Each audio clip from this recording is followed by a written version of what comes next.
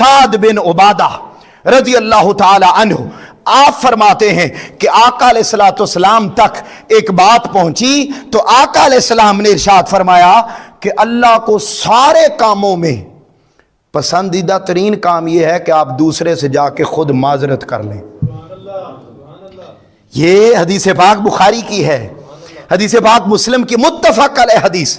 اللہ کا پسندیدہ کام یہ ہے کہ اللہ کو وہ بندہ بڑا پسند آتا ہے جو خود جا کے بولیے کسی سے معذرت کر لیتا ہے کہ یار چلو غلطی تیری ہے یا میری ہے، چھڑ یار جھگڑا آپا دو میں پرا ہو جاندی ہیں۔ فرمایا یہ والا مزاج اگر پیدا ہو جائے، یہ والی سوچ اگر پیدا ہو جائے تو کیا ہوتا ہے؟ فرمایا اللہ کو بہت زیادہ پسند ہے، اور فرمایا اسی لیے آقا فرما رہے اسی لیے اللہ نے ایسے بندے کو جنت میں داخل کرنے کا مجھ سے وعدہ کر رکھا ہے۔ اللہ نے وعدہ کر رکھا ہے ایسے بندے کو جنت لازمی دینی، جس کا یہ دل اتنا وسیع ہو جاتا ہے۔ یہ اخلاق کی اعلیٰ ترین مثال ہے۔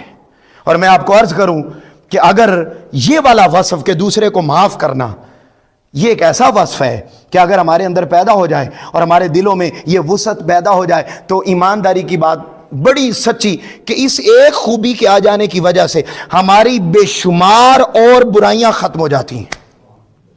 آپ کے اندر اگر دوسرے کو معاف کرنے کا جذبہ ہے تو مجھے ایمانداری سے بتائیے آپ کو غصہ آئے گا؟ آپ کو صحیح نہیں آئے گا۔ اور جس کو غصہ نہیں آتا، قرآن مجید انہیں کیا فرماتا ہے؟ وَالْقَاظِمِينَ الْغَيْظَ وَالْعَافِينَ عَنِ النَّاسِ۔ فرمایا میرے بندے وہ ہیں کہ اگر انہیں غصہ آ جائے اسے دبا لیتے ہیں، ان سے کوئی زیادتی کر دے تو اسے معاف کر دیتے ہیں۔